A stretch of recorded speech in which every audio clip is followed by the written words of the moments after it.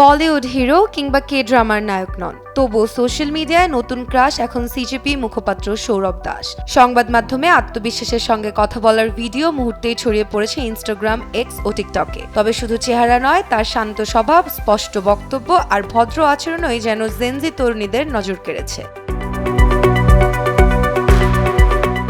Social মিডিয়ায় তার video ঘিরে তৈরি হচ্ছে অসংখ্য এডিট, ফ্যান পোস্ট ও মিম।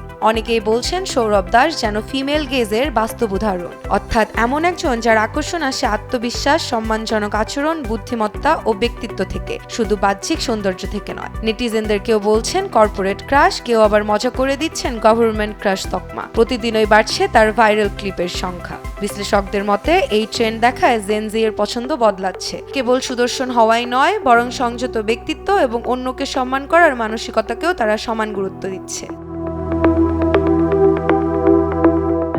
এই জনপ্রিয়তা ক্ষণস্থায়ী ট্রেন্ড নাকি দীর্ঘদিন ইন্টারনেট ফেনোমেনন তা সময়ই বলবে। তবে আপাতত একটি বিষয় স্পষ্ট, কারিশমা শুধু চেহারা নয়, আচরণ আর ব্যক্তিত্বেও তৈরি হয়। আর সেই কারণেই সোশ্যাল মিডিয়ার ভাষায় জেনজি এর নতুন ইন্টারনেট ক্রাশ এখন সৌরভ দাস।